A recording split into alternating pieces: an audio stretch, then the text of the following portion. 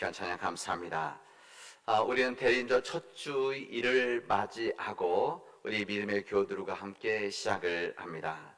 이 대리인절 준비를 위해서 우리 찬양으로 준비하고 또 우리 어제는 우리 예배부에서 성탄 트리 또 밖에 장시에 이것을 준비하고 또 선물도 또 준비하고 예배도 준비하는 또 그 기도로 준비하는 우리 모든 교우들의 마음들이 모아져서 오늘 대리인절 첫 번째 주일 예배를 드립니다.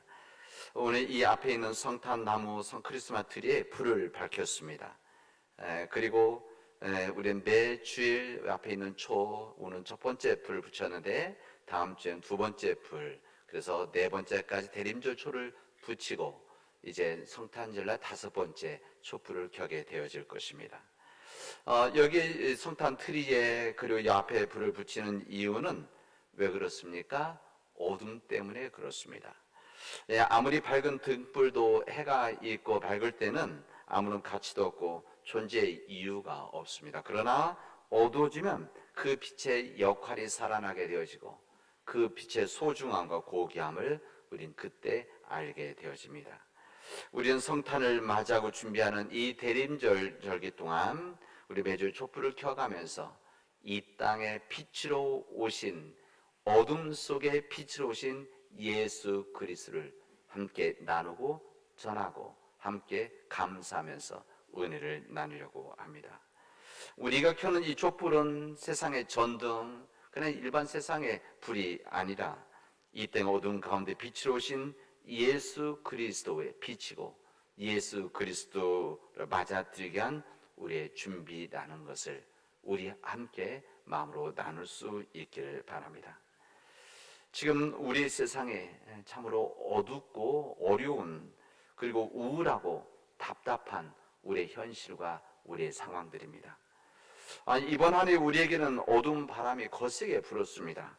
지금도 진행 중에 있습니다. 우크라이나와 러시아 전쟁이 지금 여전히 계속되고 있습니다. 수많은 생명을 잃었습니다. 희망이 무너지는 절망의 상태가 그들 가운데 임했고 그 절망들이 세계 곳곳에 영향을 주고 있습니다.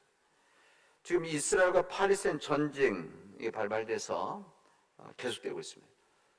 수많은 일반 민간인들, 특히 죄 없는 아이들의 생명이 포함을 해서 수많은 사람들이 천 단위의 몇천 명의 생명을 잃고 있는 숫자 계산도 되지 않는 일들이 지금 비극적으로 이루어지고 있습니다.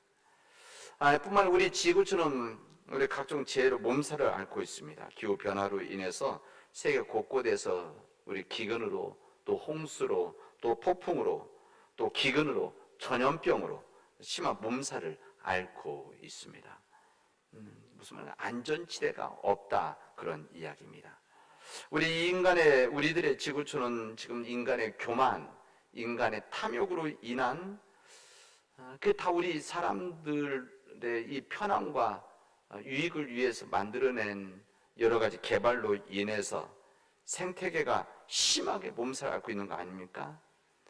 앞으로 코로나 같은 전염병을 포함해서 어떤 차례의 역습이 이루어질지 모르는 우리 현실의 삶입니다. 여기에 2023년도 우리 한국 사회의 교만, 한국 사회의 탐욕, 이 병이 깊어지고 심해지고 있다는 것을 우리들 함께 보고 있습니다. 이 권력자들의 횡포로 인해서 우리 사회가 심한 진통을 겪고 있고 이 땅의 평화가 식어가고 있다고 하는 것을, 남한과 북한 형제 자매들이 불러는 평화의 노래가 그친 지가 오래되어졌고 평화의 샘물이 메말라 가고 있는 우리의 상황들입니다. 윤리와 양심이 물질과 권력 앞에 비틀거리고 있고 우리 경제가 통계가 알려주듯이 멀리에서 찬바람이 올라오고 있다는 것을 우리는 알고 있습니다. 이런 우리 삶의 어려움, 우리 삶의 힘듦, 우리 삶의 이 어둠 가운데 2023년도 대림절을 우리가 맞이하고 있습니다. 대림절은 기다림의 절기입니다. 인간은 본질적으로 기다리는 존재들입니다. 특히 성경에 있는 백성들은 기다림에 능했던 백성들이라는 것을 성경은 우리들에게 알려주시고 있습니다. 사람들은 기다리면서, 인간의 기다리면서 우리 삶의 자세와 삶의 목표를 점검을 하게 되어집니다. 그리고 인내하면서 그 좋은 때가, 그 목표한 그 때가 오기를 준비하고 맞이하는 준비를 시작을 하게 되어집니다. 이런 자세는 믿지 않는 자들에게서 볼 수 없는 신앙의 차별화된 자세다 라고 할 수가 있습니다. 왜? 우리 믿는 자들은 하나님 은혜 안에 소망이 있고, 하나님 은혜 안에 하나님이 함께 하신 미래가 우리에게 있기 때문에 그렇습니다. 노아의 방주로 인해서 절망 가운데 새로운 씨를 심었던 노아, 이 노아는 구약성에서 의인이었다, 당대의 의인이었다, 우리에게 선포해 주시고 있습니다. 그 노아가 의인으로 불릴 수 있었던 이유가 무엇인가? 이것은 하나님의 심판 계시가 있었고, 하나님의 방주 건립의 지시를 받은 후에 인내로서 이것을 준비했기 때문에 그렇습니다. 우리 성경에 보면 하나님께서 이 방주 큰 배를 만들도록 구체적으로 말씀하시고 나서 바로 만들어진 것이 아닙니다. 바로 만들어진 것이 아니라 많은 시간이 흘러서야 지나서 그때 만들었습니다. 이것도 산 위에. 그러니 얼마나 수많은 사람들이 비웃었겠습니까? 날씨도 좋은데 비가 어디에 온다고, 그리고 배를 산 위에다가. 그러나 그들은 그런 세상의 소리 앞에 흔들리지 않고 믿음을 쫓아서 인내, 기다림 가운데 주님의 뜻에 순종을 했습니다. 그래서 이 노아의 가족들을 통해서, 노아를 통해서 하나님의 역사가, 생명의 역사가 이어진 놀라운 역사가 시작이 되어진 겁니다. 지금 우리 시대와 같은 이 어두운 시대가 또 있었어요. 어둡고 어두운 시대. 이 구약에서는 이스라엘 백성들이 바벨론 패망하고 그때 이루어졌던 역사가, 이스라엘 역사에는 가장 심한 어둠이었었습니다. 수많은 이스라엘 백성들이 바벨론의 포로로 끌려갔습니다. 그리고 그곳에서 고통스러운 시간을 보내게 되어집니다. 거기에서 그런 40여 년의 시간을 보내게 되어지는데, 이들은 거기에서 먹을 것이 없어서 고통이 아니었었습니다. 자유함이 없어서 고통이 아니었었습니다. 노예로 살기 때문에 이 고통이 아니라 하나님을 온전히 예배 드릴 수 없는 고통이 그들에게는 있었습니다. 그리고 자신의 정체성인 유대의 민족이라고, 하나님의 백성이라고 하는 것을 잃어버리고 그냥 현실만을 바라보며 살아가는 그런 고통이 그들에게는 있었습니다. 하나님의 은혜가 그들에게 주어집니다. 하나님께서 그들을 사랑하시기 때문에 사랑의 채찍질로 그를 바벨론으로 내보내셨는데, 이 모든 것들이 맞춰졌을 때 하나님은 하나님의 포기할 수 없는 이 긍휼함으로 그들은 해방을 시키고 그들이 조국으로 귀환을 하게 되어집니다. 근데 조국으로 돌아왔을 때, 조국 돌아올 때 그들은 가슴 벅찬 마음들이 있었습니다. 근데 가슴 벅찬 마음으로 돌아왔는데, 그들이 땅으로 돌아왔는데 이스라엘 땅에는 무너진 성벽이고 폐허가 되진 성전이 있었습니다. 해방과 귀환은 큰 기쁨과 기대만큼 큰 절망과 무기력으로 인해서 이스라엘 백성들은 낙심한 상황이 되어진 겁니다. 이때 하나님께서는 예언자들을 통해서 하나님 말씀을 전합니다. 하나님께서 하나님의 종들을 통해서 희망의 메시지를 그들에게 전합니다. 오늘 우리들이 읽은 이사야 60장 말씀인데, 그러니까 이사야 전체 66장 중에서 1장 39장까지는 바벨론에 가기 전에 이스라엘의 상황을 말씀하신 거라고 한다면, 40장에서도 55장은 그들이 바벨론 포로로 끌려가 있을 때의 말씀입니다. 그리고 56장, 66장까지는 다시 돌아왔을 때 이 이스라엘에서 전했던 하나님의 말씀. 그러니까 오늘 60장이라고 하는 것은 그들이 다시 돌아왔을 때 주신 하나님의 말씀입니다. 이때 하나님께서는 그들에게 이렇게 말씀하십니다. 오늘 60장 1절에 보면 일어나서 빛을 발하라. 일어나서 빛을 발하라. 주님의 희망의 메시지를 그들에게 줍니다. 일어나 빛을 발하라. 내 빛이 내 위에 임하였고 하나님의 영광이 너에게 임했다 말씀하십니다. 선포를 하시죠. 근데 하나님께서 그들에게 일어나 빛을 발하라 라고 하는 위대한 이 선포를 하시고 내 빛이 그 위에 빛이 이르렀고 하나님의 영광이 이르렀다. 이런 얼마나 거룩한 귀한 일들이 이루어졌냐. 이것을 선포하고 있는데 그들의 삶의 상황은 바뀐 것이 없었습니다.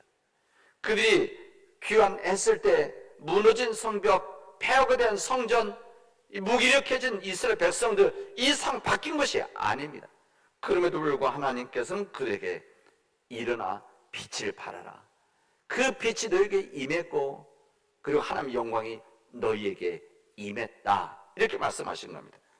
아무 상황이 바뀐 것이 없었지만 하나님은 그들에게 새로운 용기를 주시고 새로운 소망을 주시고 그리고 그들을 통해서 하나님 백성으로 살아나가도록 귀한 은총의 희망의 메시지를 주시게 되어진 것입니다. 여러분, 하나님이 말씀하시면 하나님의 말씀은 그대로 이루어지는 겁니다. 무슨 말씀인가 하면 우리 일반적으로 성경에서 우리들이 말한다라고 하는 표현이 있는데 하나님이 말씀하실 때는 항상 히브리어로 다바르 이렇게 씁니다. 다바르. 이 다바르라고 하는 것은 하나님의 말씀이자 그 자체가 말씀이자 이 다바르는 뜻은 뭐냐면 하나님의 말씀이 그냥 말씀이 이루어진다라고 하는 그 뜻입니다. 그러니까 하나님의 말씀이 임하게 되어지면 그 말씀은 그냥 말로만 되어지는 것이 아니라 역사에서 삶에서 이루어지는 것이죠. 이게 하나님의 말씀입니다. 하나님께서 일어나 빛을 발하라. 내 빛이 너희에 임하였고 하나님의 영광이 너희에게 임하였다라고 하는 이 하나님의 말씀은 그대로 그들에게 구현이 되어집니다. 그래서 그들이 다시 무너진 성벽을 다시 세우고 뿐만 아니라 폐허가 되었던 성전을 다시 일으켜 나가는 이 믿음의 역사를 통해서 하나님의 역사 계속되어진다는 것을 우리에게 알려주십니다. 어둠이라고 하는 것, 이 어둠이라고 하는 것은 그 어둠 속에서 인내를 가지고 기다리는 사람들에게 하나님의 은혜가 주어지고 하나님의 그 은혜를 가진 사람들이 그 기다림 가운데 그들을 통해서 은혜 통로가 되어져서 그들에게 하나님의 은혜와 역사가 주어지게 되어지는 겁니다. 역사는 그런 것입니다. 어둠이 깊을수록 아침을 기다리는 기다림이 더욱더 뜨겁고 강하다 이렇게 말씀드릴 수가 있습니다. 그들에게 500년이 지난 다음에 이스라엘에는 또다시 어둠이 그들에게 임했습니다. 이것은 로마 제국의 힘 때문에 그랬습니다. 그 당시에 로마 제국의 힘은 엄청났습니다. 이 당대에 그 당시에 이 로마 제국의 힘이 강해서 유럽에서 아시아까지 아프리카까지 이 전체를 그 로마 제국을 만들고 그들이 가지고 있는 강한 군사력과 그들이 가지고 있는 문화의 힘을 갖고 지배를 하고 있었습니다. 그 당시에 이스라엘은 로마 제국의 식민지였었기 때문에 식민지가 되든지 해방이 되든지 지도자들이나 또한 이 기득권자들은 뭐 그냥 잘 사는 것이죠. 그러나 대부분의 이스라엘 민족들은 고통의 시간을 보내고 있었습니다. 하나님께서는 하나님의 역사를 베푸실 때는 항상 하나님의 사람들을 준비를 시키시죠. 이스라엘 민족들이 애굽에 끌려갔을 때 그들의 그곳에서 400여 년의 시간을 보내게 되어집니다. 이 400여 년 동안 그들이 애굽에서 노예로 지낼 때에 하나님께서는 그들의 고통 소리를 들으시고 우리 출애굽기 1장 2장 보면 그들의 고통 신음소리를 들으시고 하나님께서 그들을 구원하실 것을 마음에 두시고 사람을 선택하신 그 사람 누군가? 모세입니다. 이 모세를 하나님은 선택하셔서 얼마를 준비시키는가 하면 80년을 준비시키십니다. 하나님은 그 선택해서 40년 동안 궁전에서 그리고 40년 동안 미디안 광야로 내몰아서 그곳에서 40년을 보낸 다음에 80년을 시간 지난 다음에 모세가 준비되어졌을 때 애굽으로 보내서 하나님의 역사를 만들게 되어집니다. 이렇게 하나님은 큰 역사를 만들 때는 사람을 불러서 준비를 시키시죠. 마찬가지로 이 이스라엘 땅 예수님께서 오시던 그 시대에 이 어둠의 땅에 이 어둠의 역사에 하나님은 하나님의 사람을 통해서 준비를 시키십니다. 그게 누군가이면 요한입니다. 우리 성경에서 요한은 주님을 예비하는 자에 있었습니다. 주님을 예비하는 자로 그의 오심을 길을 대로를 준비하는 사람이었다 그럽니다. 근데 오늘 나오는 이야기는 이 요한에 대한 이야기가 아니라 요한의 아버지와 어머니에 대한 이야기입니다. 오늘 성경에 보면 그때에 그 사가랴라고 하는 제사장이 있었고 엘리사벳의 어머니가 있었습니다. 이들은 성경에 보면 뭐라고 되어져 있는가 하면 하나님의 뜻대로 살아가는 의인이었다 그럽니다. 의인이었다. 이 노아도 당대 의인이었다고 성경은 우리에게 증언해 주는데 이 사가랴도 보면 하나님의 사람 의인이었다. 그리고 뭐라면 모든 계명과 규례대로 흠이 없이 행하던 자들이었다. 6절 그만. 계명과 율례도 흠이 없이 행하는. 그러니까 하나님 말씀 앞에 온전히 순종하는 자들이었다. 의인이었다. 그런 이야기. 근데 문제는 자식이 없었다는 겁니다. 근데 하나님 앞에 의인이었던 이 사가랴가 제사장이었기 때문에 이 대제사장이 아니라 레이집한 거죠. 제사장이 돼서 순번에 따라 들어가서 제사 드리고 기도하는 그런 역할로 당번에서 들어갔을 때 그곳에서 천사를 만나게 되어집니다. 그때 천사가 말합니다. 무서워하지 말라. 너의 간구함이 들린지라. 내 아내 엘리사벳이 내게 아들을 낳아주니 그의 이름을 요한이라고 하여라. 이렇게 이야기를 합니다. 근데 그 다음에 천사가 놀라운 이야기를 합니다. 아들 요한이 태어나면 부모와 모두에게 기쁨을 줄 자가 되어질 것이다. 기쁨을 주는 자가 되어질 것이다. 그리고 주님 앞에 큰 자가 되어지고 큰 사람이 되어진다는 것이죠. 그리고 뭐라 합니까? 성령 충만함을 받게 되어질 것이다. 그리고 이 성령 충만함을 받은 이 아들 요한은 이제 아버지의 심정을 품고 주님을 위해서 세운 백성을 준비시키는 자가 되어질 것이다. 이렇게 축복과 예언을 해 주십니다. 이때 천사가 말하죠. 나는 하나님 앞에 서 있는 가브리엘입니다. 가브리엘 천사. 그리고 뭐라면 나는 좋은 소식을 전하여 내게 말하고 보내심을 받았습니다. 그렇게 말합니다. 제목 좋은 소식을 전하여 내게 말하고 보내심을 받은 천사였다. 이렇게 말합니다. 이 천사 가브리엘은 좋은 소식을 가지고 이 어둠의 땅에 새로운 희망의 메시지를 전해주게 됩니다. 이 희망의 좋은 소식이 누군가? 요한이었습니다. 그 요한이 누구냐? 요한이 오늘 본문대로 한다면 모든 사람 기쁨을 줄 자이고 주님 앞에 큰 자가 되어지고 성령 충만함을 받게 되어질 것이며 주님을 위하여 세운 백성을 준비시키는 자가 되어지는 그런 놀라운 일들, 이 좋은 소식을 전한다는 겁니다. 이 좋은 소식이 뭡니까? 굿뉴스죠. 굿뉴스. 이 굿뉴스 좋은 소식이 뭡니까? 기쁜 소리죠. 이 기쁜 소리 한자로만 복음이 되는 것이죠. 복음이었다는 겁니다. 가브리엘이 그들에게 복음, 기쁜 소식, 좋은 소식을 전한 겁니다. 대림절을 맞이하는 우리 사랑하는 우리 믿음의 교우 여러분, 이 어둠의 시대 속에서, 이 절망의 시대 속에서 이 세상에 우리 사랑하는 이 시대와 이 세상에 좋은 소식을 전하는 믿음의 사람들이 되기를 바랍니다.